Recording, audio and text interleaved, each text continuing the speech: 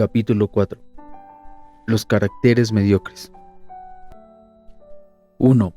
Hombres y sombras. Desprovistos de alas y de penacho, los caracteres mediocres son incapaces de volar hasta una cumbre o de batirse contra un rebaño. Su vida es perpetua complicidad con la ajena. Son hueste mercenaria del primer hombre firme que sepa uncirlos a su yugo.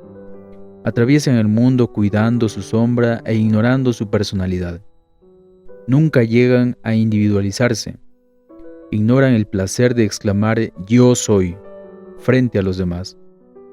No existen solos.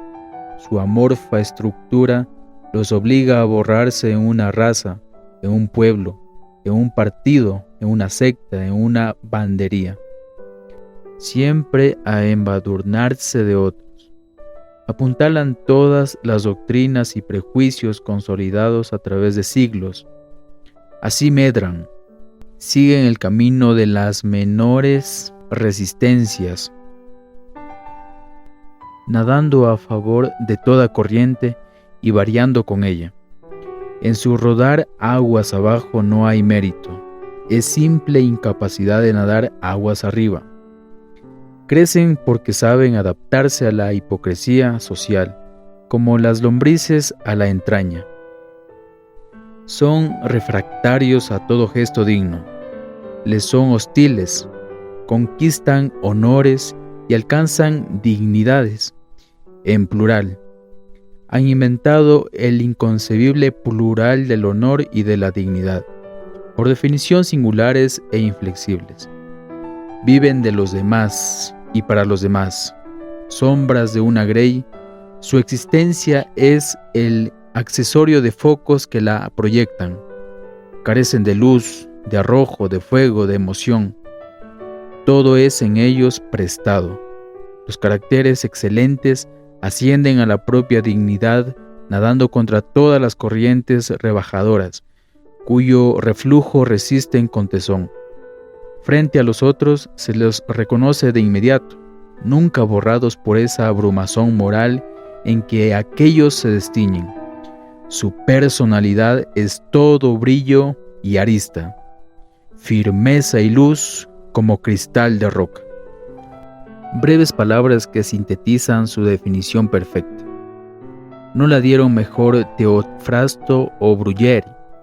Han creado su vida y servido un ideal, perseverando en la ruta, sintiéndose dueños de sus acciones, templándose por grandes esfuerzos, seguros en sus creencias, leales a sus afectos, fieles a su palabra. Nunca se obstinan en el error, ni traicionan jamás a la verdad. Ignoran el impudor de la inconstancia y la insolencia de la ingratitud. Pujan contra los obstáculos y afrontan las dificultades. Son respetuosos en la victoria y se dignifican en la derrota, como si para ellos la belleza estuviera en la lid y no en su resultado. Siempre, invariablemente, ponen la mirada alto y lejos.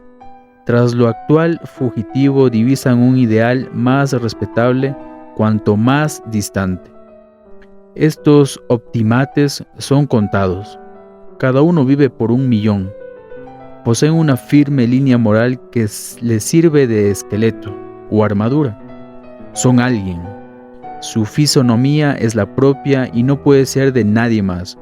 Son inconfundibles, capaz de imprimir su sello indeleble en 1000 iniciativas fecundas. Las gentes domesticadas los temen, como la llaga al cauterio. Sin advertirlo, empero, los adoran con su desdén. Son los verdaderos amos de la sociedad, los que agreden el pasado y preparan el porvenir, los que destruyen y plasman. Son los actores del drama social, con energía inagotable. Poseen el don de resistir a la rutina y pueden librarse de su tiranía niveladora. Por ellos la humanidad vive y progresa. Son siempre excesivos, centuplican las cualidades que los demás solo poseen en germen. La hipertrofia de una idea o de una pasión los hace inadaptables a su medio, exagerando su pujanza, mas, para la sociedad, realizan una función armónica y vital. Sin ellos se inmovilizaría el progreso humano, estancándose como velero sorprendido en alta mar por la bonanza. De ellos solamente, de ellos, suelen ocuparse la historia y el arte, interpretándolos como arquetipos de la humanidad. El hombre que piensa con su propia cabeza y la sombra que refleja los pensamientos ajenos parecen pertenecer a mundos distintos. Hombres y sombras difieren como el cristal y la arcilla. El cristal tiene una forma preestablecida en su propia composición química. Cristaliza en ella o no, según los casos, pero nunca tomará otra forma que la propia. Al verlo sabemos que lo es, inconfundiblemente. De igual manera que el hombre superior es siempre uno en sí, aparte de los demás. Si el clima le es propicio, conviértese en núcleo de energías sociales, proyectando sobre el medio sus características propias, a la manera del cristal que en una solución saturada provoca nuevas cristalizaciones semejantes a sí mismo, creando formas de su propio sistema geométrico. La arcilla, en cambio, carece de forma propia y toma la que le imprimen las circunstancias exteriores, los seres que la presionan o las cosas que la rodean. Conserva el rastro de todos los surcos y el hoyo de todos los dedos, como la cera, como la masilla. Será cúbica, esférica o piramidal, según la modelen. Así los caracteres mediocres, sensibles a las coerciones del medio en que viven, incapaces de servir una fe o una pasión. Las creencias son el soporte del carácter. El hombre que las posee firmes y elevadas lo tiene excelente. Las sombras no creen. La personalidad está en perpetua evolución y el carácter individual es su delicado instrumento. Hay que templarlo sin descanso en las fuentes de la cultura y del amor. Lo que heredamos implica cierta fatalidad, que la educación corrige y orienta. Los hombres están predestinados a conservar su línea propia entre las presiones coercitivas de la sociedad. Las sombras no tienen resistencia, se adaptan a las demás hasta desfigurarse, domesticándose. El carácter se expresa por actividades que constituyen la conducta. Cada ser humano tiene el correspondiente a sus creencias. Si es firmeza y luz, como dijo el poeta, la firmeza está en los sólidos cimientos de su cultura y la luz en su elevación moral. Los elementos intelectuales no bastan para determinar su orientación. La febledad del carácter depende tanto de la consistencia moral como de aquellos o más. Sin algún ingenio es imposible ascender por los senderos de la virtud. Sin alguna virtud son inaccesibles los del ingenio. En la acción van de consumo. La fuerza de las creencias está en no ser puramente racionales. Pensamos con el corazón y con la cabeza. Ellas no implican un conocimiento exacto de la realidad. Son simples juicios a su respecto, susceptibles de ser corregidos o reemplazados. Son instrumentos actuales. Cada creencia es una opinión contingente y provisional. Todo juicio implica una afirmación. Toda negación es, en sí mismo, afirmativa. Negar es afirmar una negación. La actitud es idéntica. Se cree lo que se afirma o se niega. Lo contrario de la afirmación no es la negación, es la duda. Para afirmar o negar es indispensable creer. Ser alguien es creer intensamente. Pensar es creer. Amar es creer. Odiar es creer. Vivir es creer. Las creencias son los móviles de toda actividad humana. No necesitan ser verdades. Creemos con anterioridad a todo razonamiento y cada nueva noción es adquirida a través de creencias ya preformadas. La duda debiera ser más común, escaseando los criterios de certidumbre lógica. La primera actitud, sin embargo, es una adhesión a lo que se presenta a nuestra experiencia. La manera primitiva de pensar las cosas consiste en creerlas tales como las sentimos. Los niños, los salvajes, los ignorantes y los espíritus débiles son accesibles a todos los errores, juguetes frívolos de las personas, las cosas y las circunstancias. Cualquiera desvía los bajeles sin gobierno. Esas creencias son como los clavos que se meten de un solo golpe. Las convicciones firmes entran como los tornillos, poco a poco, a fuerza de observación y de estudio. Cuesta más trabajo adquirirlas, pero mientras los clavos ceden al primer estrujón vigoroso, los tornillos resisten y mantienen de pie la personalidad. El genio y la cultura corrigen las fáciles ilusiones primitivas y las rutinas impuestas por la sociedad al individuo. La amplitud del saber permite a los hombres formarse ideas propias. Vivir arrastrado por las ajenas equivale a no vivir.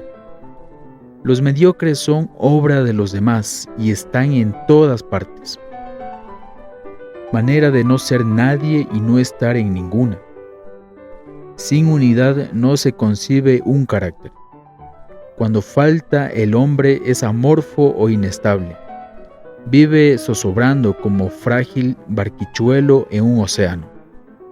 Esa unidad debe ser efectiva en el tiempo. Depende, en gran parte, de la coordinación de las creencias.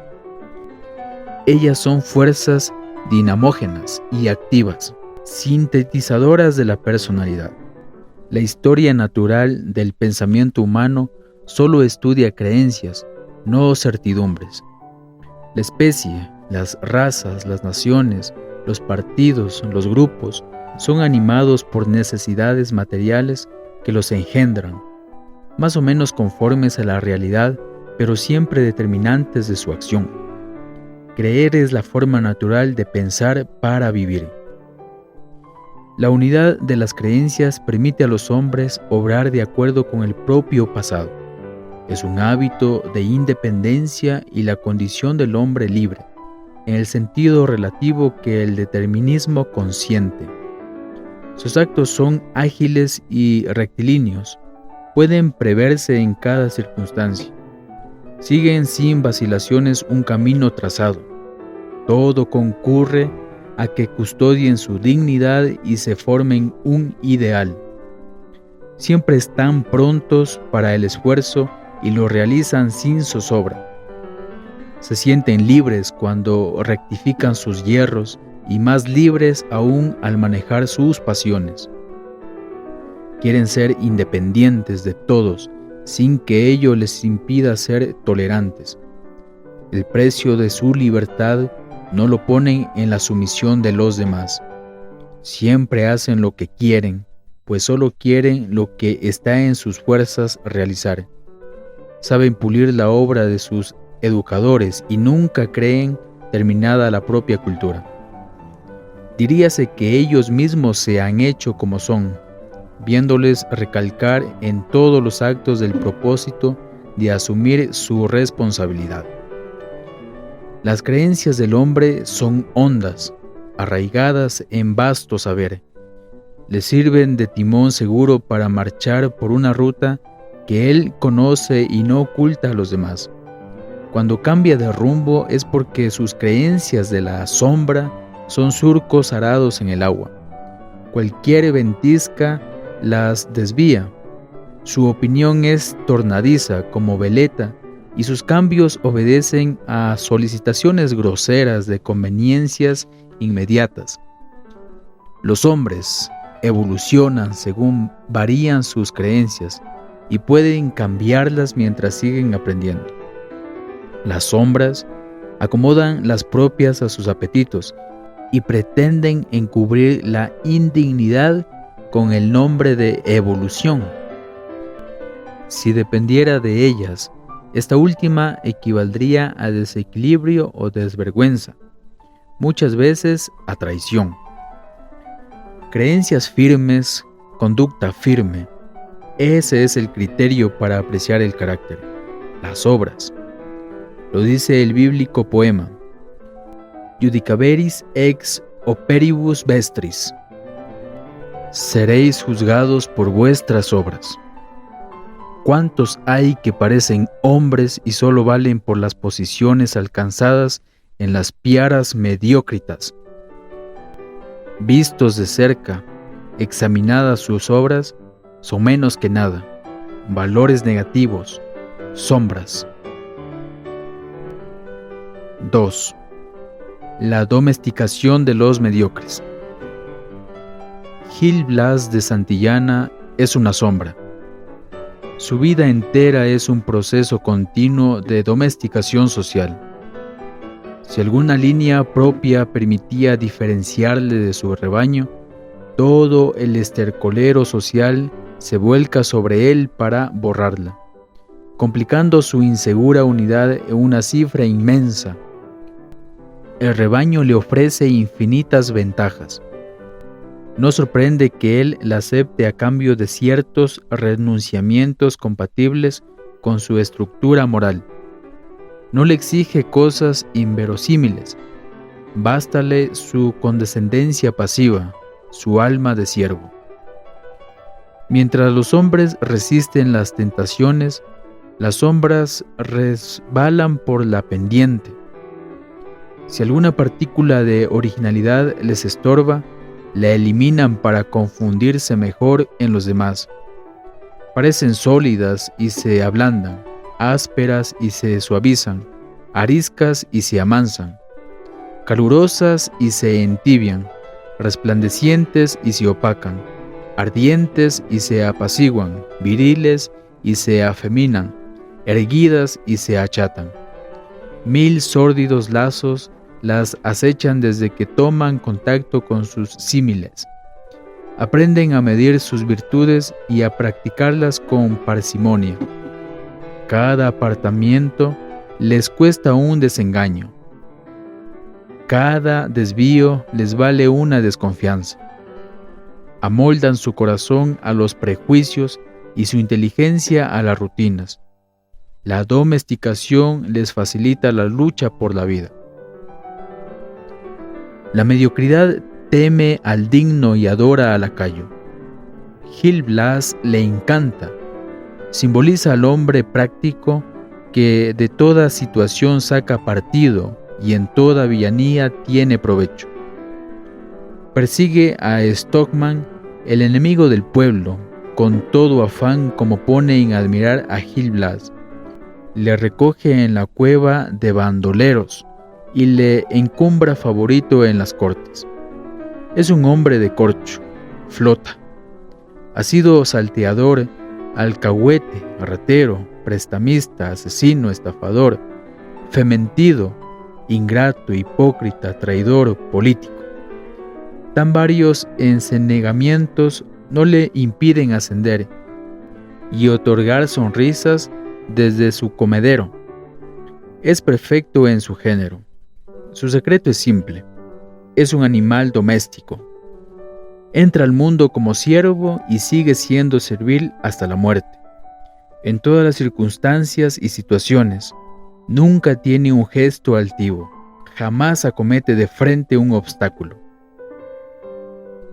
El buen lenguaje clásico llamaba doméstico a todo hombre que servía. Y era justo. El hábito de la servidumbre trae consigo sentimientos de domesticidad, en los cortesanos lo mismo que en los pueblos.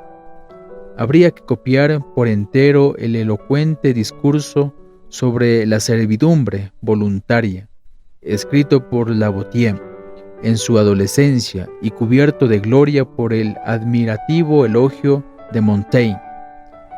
Desde él miles de páginas fustigan la subordinación a los dogmatismos sociales, al acatamiento incondicional de los prejuicios admitidos, el respeto de las jerarquías adventicias, la disciplina ciega a la imposición colectiva, el homenaje decidido a todo lo que representa el orden vigente, la sumisión sistemática a la voluntad de los poderosos, todo lo que refuerza la domesticación y tiene por consecuencia inevitable el servilismo. Los caracteres excelentes son indomesticables, tienen su norte puesto en su ideal. Su firmeza los sostiene, su luz los guía. Las sombras, en cambio, degeneran. Fácilmente se licúa la cera, jamás el cristal pierde su arista. Los mediocres encharcan su sombra cuando el medio los instiga. Los superiores se encumbran en la misma proporción en que se rebaja su ambiente. En la dicha y en la adversidad, amando y despreciando, entre risas y entre lágrimas, cada hombre firme tiene un modo peculiar de comportarse, que es su síntesis, su carácter. Las sombras no tienen esa unidad de conducta que permite prever el gesto en todas las ocasiones. Para Zenón el estoico, el carácter es fuente de la vida, emanan de él todas nuestras acciones. Es buen decir, pero impreciso. En sus definiciones, los moralistas no concuerdan con los psicólogos. Aquellos catonizan como predicadores y estos describen como naturalistas. El carácter es una síntesis. Hay que insistir en ello. Es un exponente de toda la personalidad y no de algún elemento aislado. En los mismos filósofos que desarrollan sus aptitudes de modo parcial, el carácter parecería depender exclusivamente de condiciones intelectuales. Vano error, pues su conducta es el trasunto de 100 otros factores. Pensar es vivir. Todo ideal humano implica una asociación sistemática de la moral y de la voluntad, haciendo converger a su objeto los más vehementes anhelos de perfección. El investigador de una verdad se sobrepone a la sociedad en que vive, trabaja para ésta y piensa por todos, anticipándose, contrariando sus rutinas.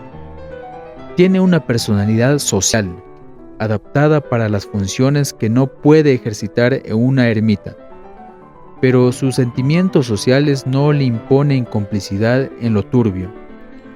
En su anastomosis con los demás conserva libres el corazón y el cerebro mediante algo propio que nunca se desorienta. El que posee un carácter no se domestica. Gil Blas medra entre los hombres desde que la humanidad existe. Han protestado contra él los idealistas de todos los tiempos, los románticos envueltos en sublime desdén. Han infestado contra los temperamentos serviles. Musset, por boca de Lorenzaccio, estruja con palabras ilevantables la cobardía de los pueblos avenidos a la servidumbre.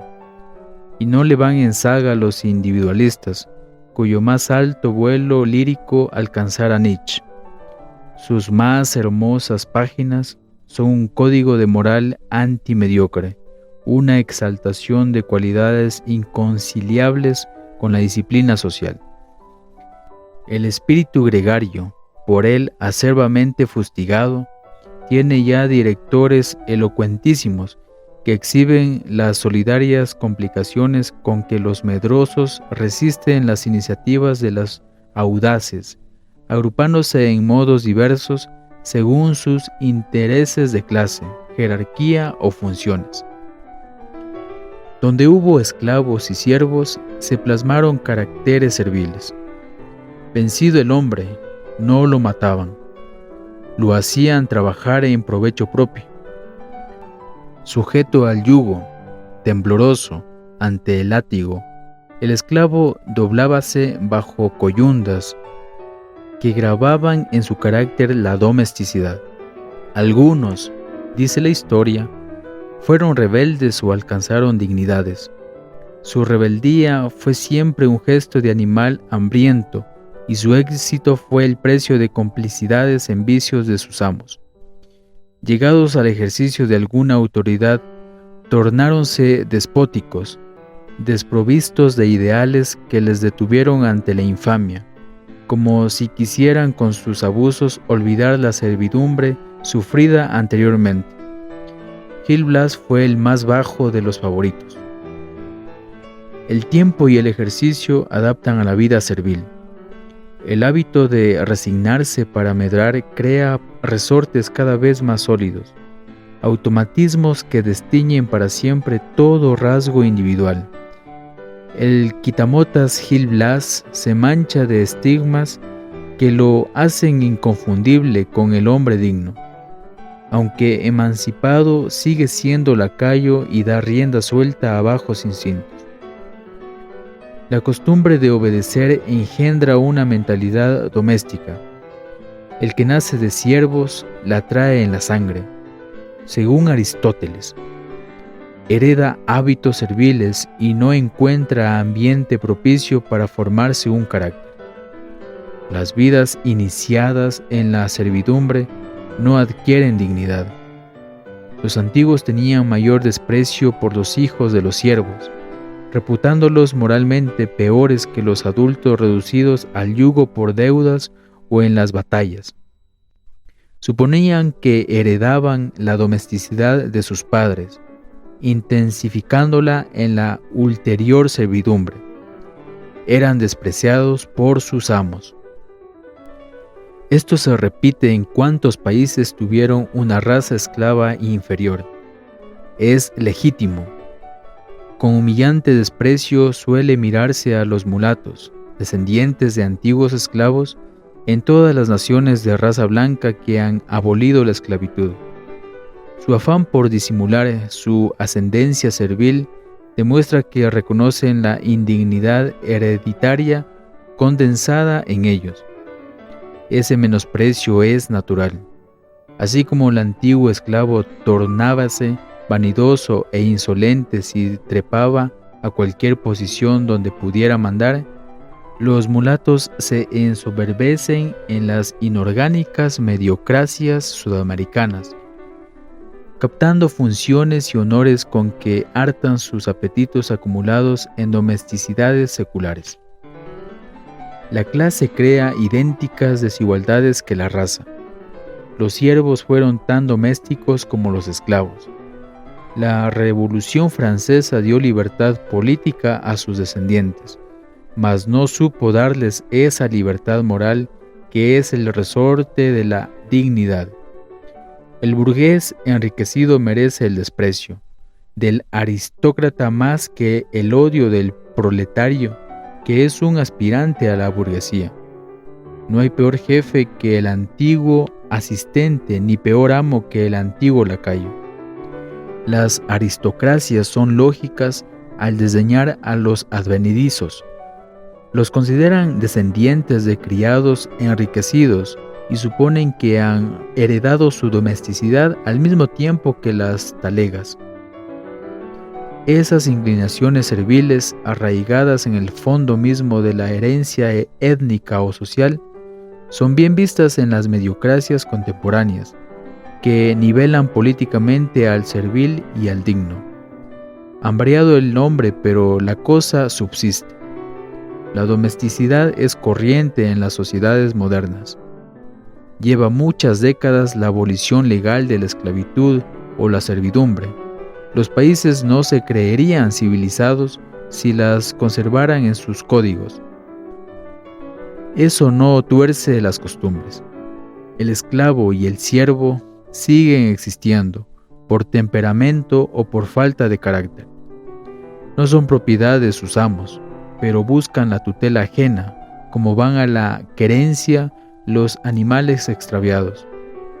Su psicología gregaria no se transmutó, declarando los derechos del hombre, la libertad, la igualdad y la fraternidad son ficciones que los halagan, sin redimirlos.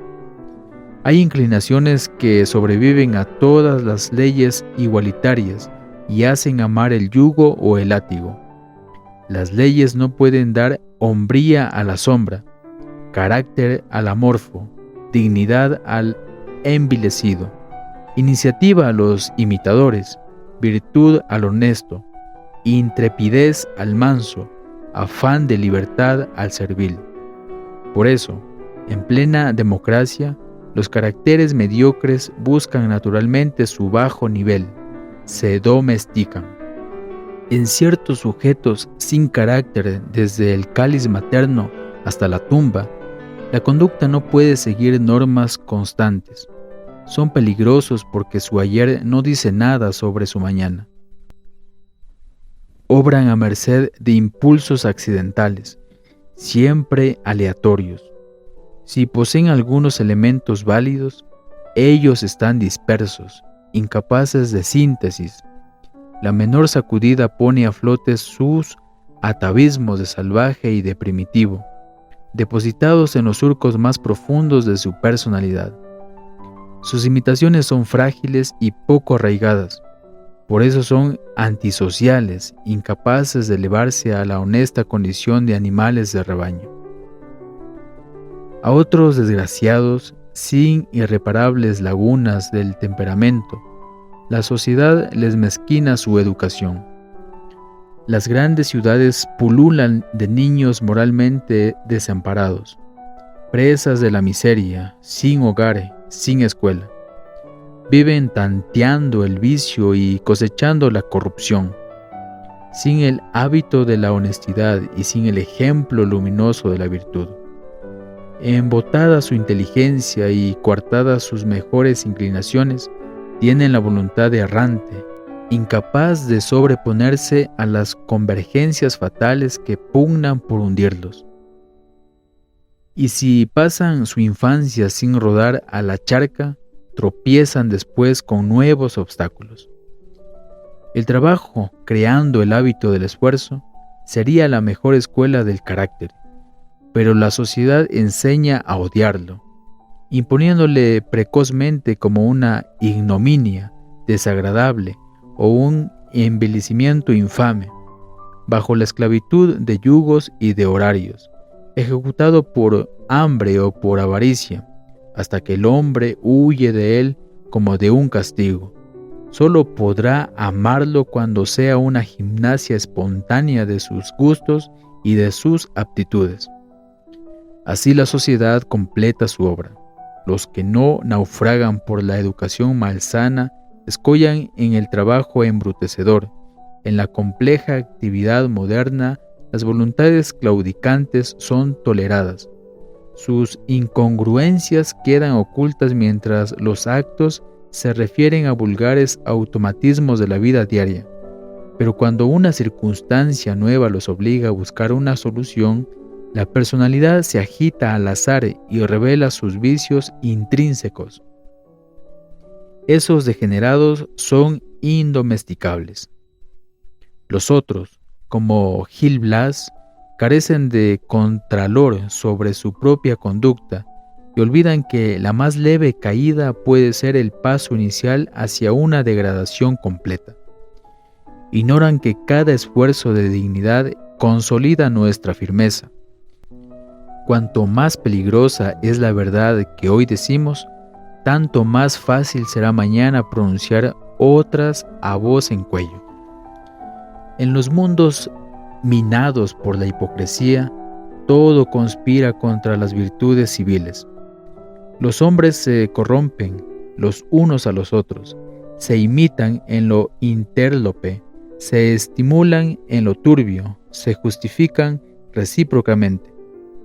Una atmósfera tibia entorpece al que cede por primera vez a la tentación de lo injusto. Las consecuencias de la primera falta pueden ir hasta lo infinito. Los mediocres no saben evitarla. En vano harían el propósito de volver al buen sendero y enmendarse. Para las sombras no hay rehabilitación. Prefieren excusar las desviaciones leves sin advertir que ellas preparan las ondas. Todos los hombres conocen esas pequeñas flaquezas que de otro modo fueran perfectos desde su origen. Pero mientras en los caracteres firmes pasan como un roce que no deja rastro, en los blandos aran un surco por donde se facilita la recidiva. Esa es la vía del envilecimiento. Los virtuosos la ignoran, los honestos se dejan tentar. Como a Gil Blas, solo les cuesta la primera caída. Después siguen cayendo como el agua en las cascadas, a saltitos, de pequeñez en pequeñez, de flaqueza en flaqueza, de curiosidad en curiosidad. Los remordimientos de la primera culpa ceden a la necesidad de ocultarla con otras ante las cuales ya no se amedrentan. Su carácter se disocia y ellos se tuercen, andan a ciegas, tropiezan, dan barquinazos, adoptan expedientes, disfrazan sus intenciones, acceden por senderos tortuosos, buscan cómplices diestros para avanzar en la tiniebla. Después de los primeros tanteos se marchan deprisa, hasta que las raíces mismas de su moral se aniquilan. Así resbalan por la pendiente, aumentando la cohorte de lacayos y parásitos. Centenares de Gil Blas carcomen las bases de la sociedad, que ha pretendido modelarlos a su imagen y semejanza.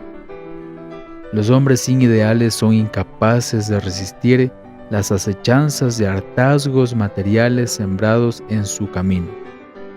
Cuando han cedido a la tentación, quedan cebados, como las fieras que conocen el sabor de la sangre humana. Por la circunstancia de pensar siempre con la cabeza de la sociedad, el doméstico es el puntal más seguro de todos los prejuicios políticos, religiosos, morales y sociales.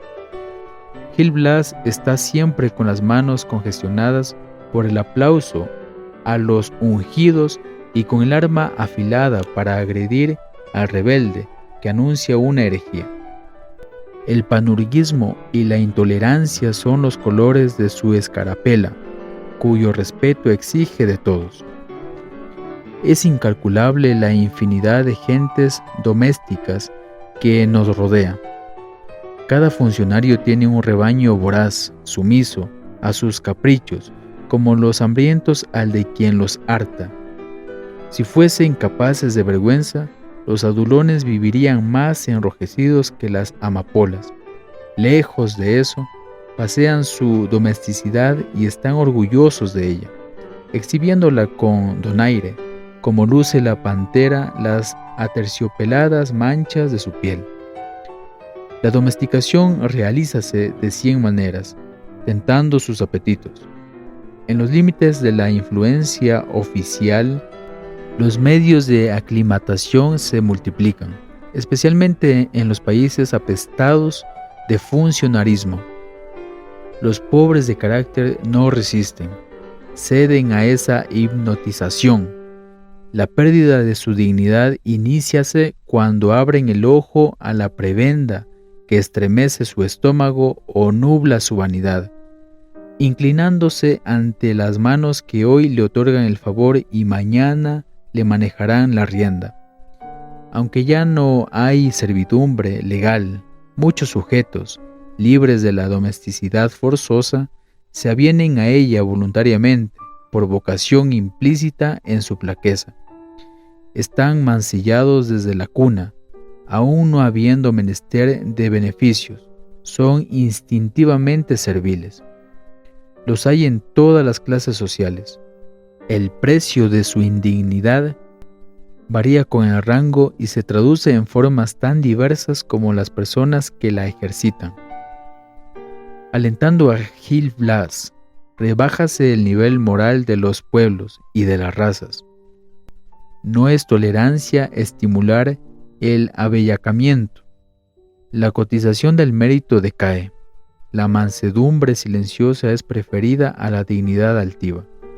La piel se cubre de más afeites cuando es menos sólida la columna vertebral. Las buenas maneras son más apreciadas que las buenas acciones. Si el de Santillana se enguanta para robar, merece la admiración de todos. Si Stockman se desnuda para salvar a un náufrago, lo condenan por escándalo. En los pueblos domesticados llega un momento en que la virtud parece un ultraje a las costumbres. Las sombras viven con el anhelo de castrar a los caracteres firmes y decapitar a los pensadores alados, no perdonándoles el lujo de ser viriles o tener cerebro. La falta de virilidad es elogiada como un refinamiento, lo mismo que en los caballos de paseo. La ignorancia parece una coquetería, como la duda elegante que inquieta a ciertos fanáticos sin ideales. Los méritos conviértense en contrabando peligroso, obligados a disculparse y ocultarse, como si ofendieran por su sola existencia. Cuando el hombre digno empieza a despertar recelos, el envilecimiento colectivo es grave. Cuando la dignidad parece absurda y es cubierta de ridículo, la domesticación de los mediocres ha llegado a sus extremos. 3. La vanidad. El hombre es, la sombra parece. El hombre pone su honor en el mérito propio y es juez supremo de sí mismo. Asciende a la dignidad. La sombra pone el suyo en la estimación ajena y renuncia a juzgarse. Desciende a la vanidad. Hay una moral del honor y otra de su caricatura, ser o parecer. Cuando un ideal de perfección impulsa a ser mejores, ese culto de los propios méritos consolida en los hombres la dignidad. Cuando el afán de parecer arrastra a cualquier abajamiento, el culto de la sombra enciende la vanidad. Del amor propio nacen las dos, hermanas por su origen, como Abel y Caín, y más enemigas que ellos, irreconciliables. Son formas diversas de amor propio, siguen caminos divergentes. La una florece sobre el orgullo, celo escrupuloso puesto en el respeto de sí mismo. La otra nace de la soberbia, apetito de culminación ante los demás. El orgullo es una arrogancia originaria por nobles motivos y quiere aquilatar el mérito. La soberbia es una desmedida presunción y busca alargar la sombra. Catecismos y diccionarios han colaborado a la mediocrización moral, subvirtiendo los términos que designan lo eximio y lo vulgar. Donde los padres de la Iglesia decían superbia, como los antiguos, fustigándola, tradujeron los zascandiles orgullo, confundiendo sentimientos distintos. De ahí el equivocar la vanidad con la dignidad, que es su antítesis, y el intento de tasar a igual precio los hombres y las sombras, con desmedro de los primeros.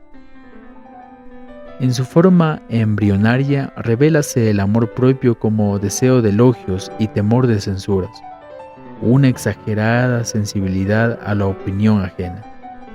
En los caracteres conformados a la rutina y a los prejuicios corrientes, el deseo de brillar en su medio y el juicio que sugieren al pequeño grupo que lo rodea son estímulos para la acción.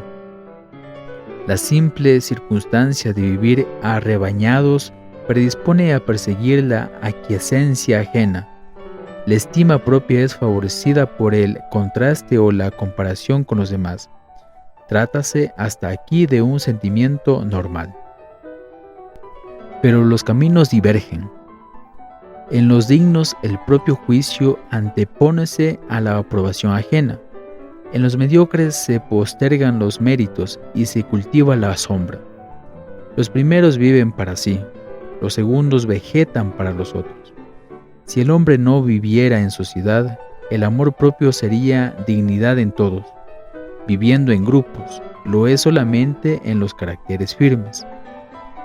Ciertas preocupaciones reinantes en las mediocracias exaltan a los domésticos. El brillo de la gloria sobre las frentes elegidas deslumbra a los ineptos, como el hartazgo del rico encela al miserable. El elogio del mérito es un estímulo para su simulación. Obsesionados por el éxito e incapaces de soñar la gloria, muchos impotentes se envanecen de méritos ilusorios y virtudes secretas que los demás no reconocen. Créense actores de la comedia humana. Entran en la vida construyéndose un escenario, grande o pequeño, bajo o culminante, sombrío o luminoso.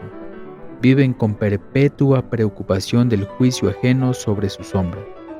Consumen su existencia sedientos de distinguirse en su órbita, de preocupar a su mundo, de cultivar la atención ajena por cualquier medio y de cualquier manera. La diferencia, si la hay, es puramente cuantitativa entre la vanidad del escolar que persigue 10 puntos en los exámenes, la del político que sueña verse aclamado ministro o presidente, la del novelista que aspira a ediciones de 100,000 ejemplares y la del asesino que desea ver su retrato en los periódicos. La exaltación del amor propio, peligrosa en los espíritus vulgares, es útil al hombre que sirve un ideal. Este la cristaliza en dignidad, aquellos le degeneran en vanidad. El éxito envanece al tonto, nunca al excelente. Esa anticipación de la gloria hipertrofia la personalidad en los hombres superiores. Es su condición natural. ¿El atleta no tiene acaso bíceps excesivos hasta la deformidad? La función hace el órgano. El yo es el órgano propio de la originalidad, absoluta en el genio. Lo que es absurdo en el mediocre, en el hombre superior, es un adorno, simple exponente de fuerza. El músculo abultado no es ridículo en el atleta. Lo es, en cambio, toda adiposidad excesiva, por monstruosa e inútil como la vanidad del insignificante. Ciertos hombres de genio, Sarmiento, pongamos por el caso, habrían sido incompletos sin su megalomanía. Su orgullo nunca excede a la vanidad de los imbéciles. La aparente diferencia guarda proporción con el mérito. A 1 metro y a simple vista, nadie ve la pata de una hormiga, pero todos perciben la garra de un león. Lo propio ocurre con el egotismo ruidoso de los hombres y la desapercibida soberbia de las sombras. No pueden confundirse. El vanidoso vive comparándose con los que le rodean, envidiando toda excelencia ajena y carcomiendo toda reputación que no puede igualar. El orgulloso no se compara con los que juzga inferiores y pone su mirada en tipos ideales de perfección que están muy alto y ascienden su entusiasmo. El orgullo, subsuelo indispensable de la dignidad, imprime a los hombres cierto bello gesto que las sombras censuran. Para ello el babélico idioma de los vulgares ha enmarañado la significación del vocablo, acabando por ignorarse si designa un vicio o una virtud. Todo es relativo. Si hay méritos, el orgullo es un derecho. Si no los hay, se trata de vanidad. El hombre que afirma un ideal y se perfecciona hacia él, desprecia con eso la atmósfera inferior que le asfixia. Es un sentimiento natural, cimentado por una desigualdad efectiva y constante. Para los mediocres sería más grato que no les enrostrara esa humillante diferencia, pero olvidan que ellos son sus enemigos, constriñendo su tronco robusto como la hiedra a la encina, para ahogarle en el número infinito. El digno está obligado a burlarse de las 1000 rutinas que el servil adora bajo el nombre de principios. Su conflicto es perpetuo. La dignidad es un rompeolas opuesto por el individuo a la marea que le acosa. Es aislamiento de los domésticos y desprecio de sus pastores, casi siempre esclavos del propio rebaño. 4. La dignidad. El que aspira a parecer renuncia a ser. En pocos hombres súmanse el ingenio y la virtud en un total de dignidad. Forman una aristocracia natural, siempre exigua frente al número infinito de espíritus omisos. Credo supremo de todo idealismo, la dignidad es unívoca, intangible, intransmutable. Es síntesis de todas las virtudes que acercan al hombre y borran la sombra. Donde ella falta, no existe el sentimiento del honor. Y así como los pueblos sin dignidad son rebaños, los individuos sin ella son esclavos. Los temperamentos adamantinos, firmeza y luz, apártanse de toda complicidad, desafían la opinión ajena si con ello han de salvar la propia, declinan todo bien mundano que requiera una abdicación, entregan su vida misma antes que traicionar sus ideales. Van rectos, solos, sin contaminarse en facciones, convertidos en viviente protesta contra todo abellacamiento o servilismo. Las sombras vanidosas se mancornan para disculparse en el número, rehuyendo las íntimas sanciones de la conciencia. Domesticadas, son incapaces de gestos viriles, fáltales coraje. La dignidad implica valor moral. Los pusilánimes son importantes como los aturdidos. Los unos reflexionan cuando conviene obrar y los otros obran sin haber reflexionado. La insuficiencia del esfuerzo equivale a la desorientación del impulso. El mérito de las acciones se mide por el afán que cuestan y no por sus resultados. Sin coraje no hay honor. Todas sus formas implican dignidad y virtud. Con su ayuda los sabios acometen la exploración de lo ignoto. Los moralistas minan las sórdidas fuentes del mal. Los osados se arriesgan para violar la altura y la extensión. Los justos se adiamantan en la fortuna adversa. Los firmes resisten la tentación y los severos el vicio. Los mártires van a la hoguera por desenmascarar una hipocresía. Los santos mueren por un ideal.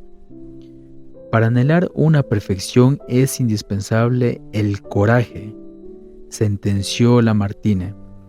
Es la primera de las elocuencias, es la elocuencia del carácter.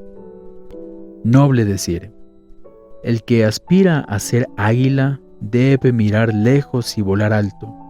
El que se resigna a arrastrarse como un gusano renuncia al derecho de protestar si lo aplastan. La febledad y la ignorancia favorecen la domesticación de los caracteres mediocres, adaptándolos a la vida mansa. El coraje y la cultura exaltan la personalidad de los excelentes, favoreciéndola de dignidad. El lacayo pide, el digno merece. Aquel solicita del favor lo que éste espera del mérito. Ser digno significa no pedir lo que se merece, ni aceptar lo inmerecido. Mientras los serviles trepan entre las malezas del favoritismo, los austeros ascienden por la escalinata de sus virtudes, o no ascienden por ninguna.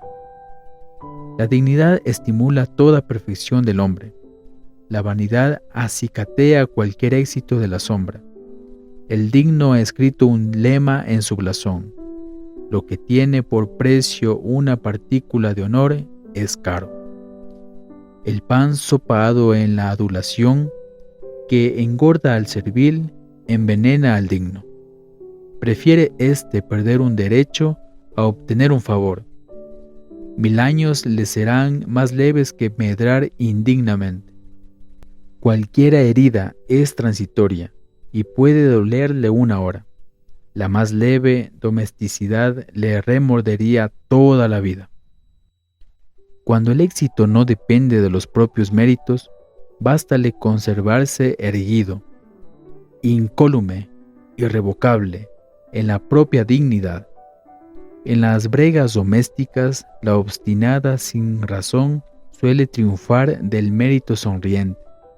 La pertinacia del indigno es proporcional a su acorchamiento. Los hombres ejemplares desdeñan cualquier favor, se estiman superiores a lo que puede darse sin mérito. Prefieren vivir crucificados sobre su orgullo a prosperar arrastrándose. Querrían que al morir su ideal les acompañase blanquivestido y sin manchas de abajamientos, como si fueran a desposarlo más allá de la muerte. Los caracteres dignos permanecen solitarios, sin lucir en el anca ninguna marca de hierro. Son como el ganado levantisco que hociquea los tiernos tréboles de la campiña virgen, sin aceptar la fácil ración de los pesebres. Si su pradera es árida, no importa. En libre oxígeno aprovechan más que en cebadas copiosas, con la ventaja de que aquel se toma y éstas se reciben de alguien. Prefieren estar solos mientras no puedan juntarse con sus iguales. Cada flor englobada en un ramillete pierde su perfume propio. Obligado a vivir entre desemejantes, el digno mantiénese ajeno a todo lo que estima inferior. Descartes dijo que se paseaba entre los hombres como si ellos fueran árboles. Y Banville escribió de Gautier: era de aquellos que bajo todos los regímenes son necesaria e invenciblemente libres. Cumplía su obra con desdeñosa altivez y con la firme designación de un Dios desterrado. Ignora el hombre digno las cobardías que dormitan en el fondo de los caracteres serviles. No sabe desarticular su cerviz. Su respeto por el mérito le obliga a descartar toda sombra que carece de él, a agredirla sin amenaza, castigarla si hiere.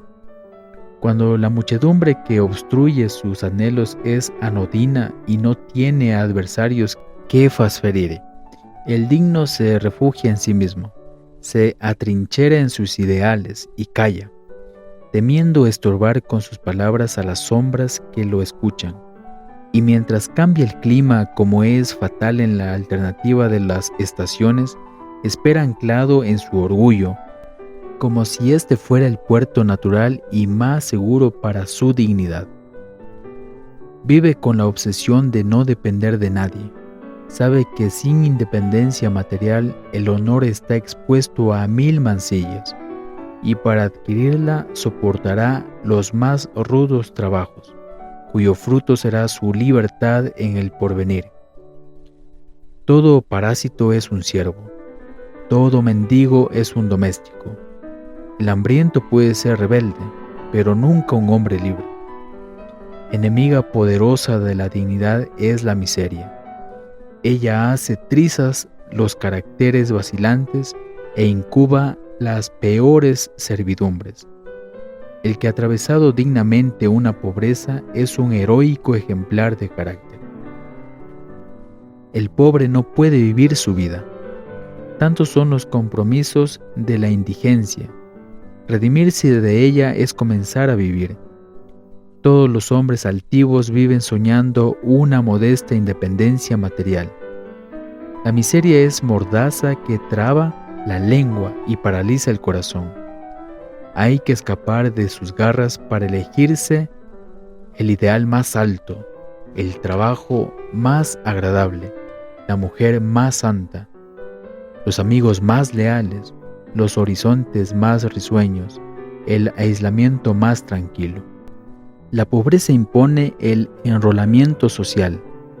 El individuo se inscribe en un gremio, más o menos jornalero, más o menos funcionario, contrayendo deberes y sufriendo presiones denigrantes que le empujan a domesticarse.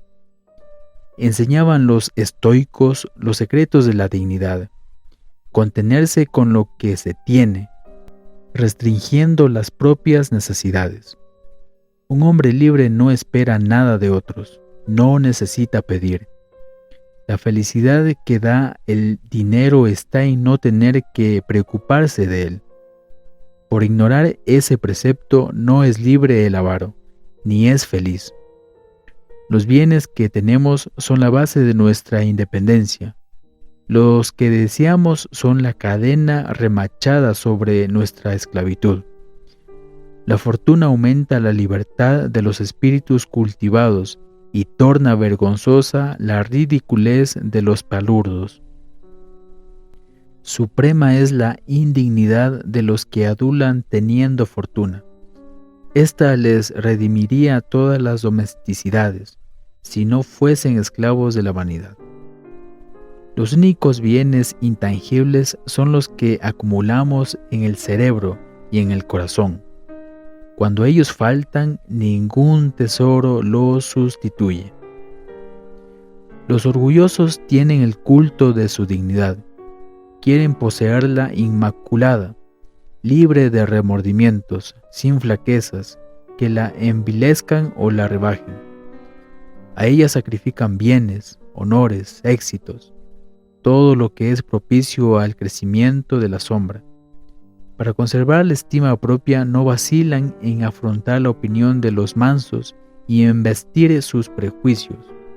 Pasan por indisciplinados y peligrosos entre los que en vano intentan malear su altivez. Son raros en las mediocracias, cuya chatura moral los expone a la misantropía.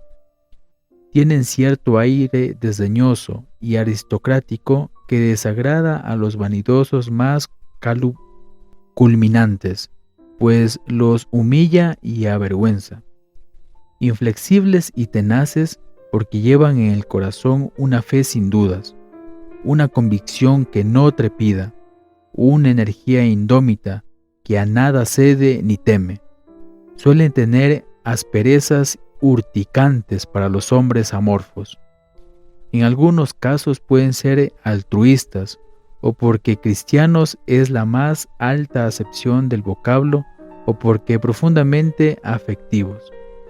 Presentan entonces uno de los caracteres más sublimes, más espléndidamente bellos y que tanto honra la naturaleza humana. Son los santos del honor, los poetas de la dignidad.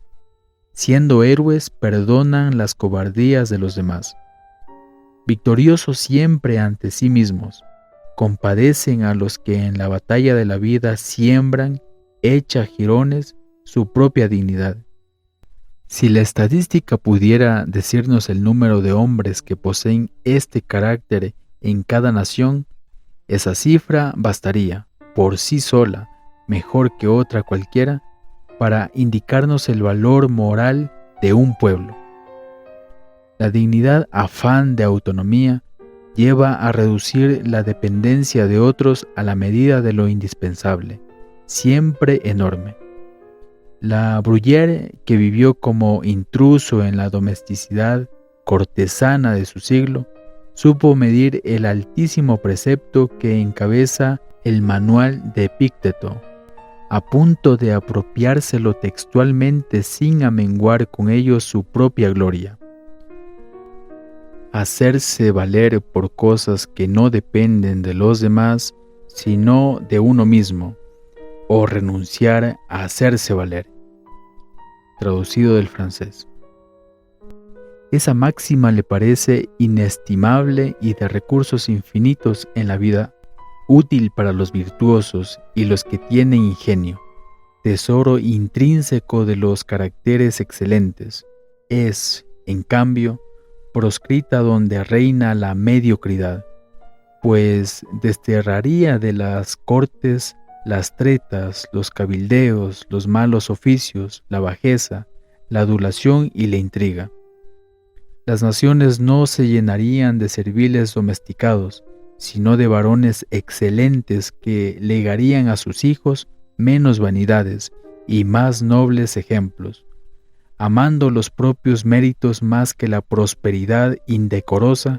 Crecería el amor a la virtud, el deseo de la gloria, el culto por ideales de perfección incesante, en la admiración por los genios, los santos y los héroes. Esa dignificación moral de los hombres señalaría en la historia el caso de las sombras.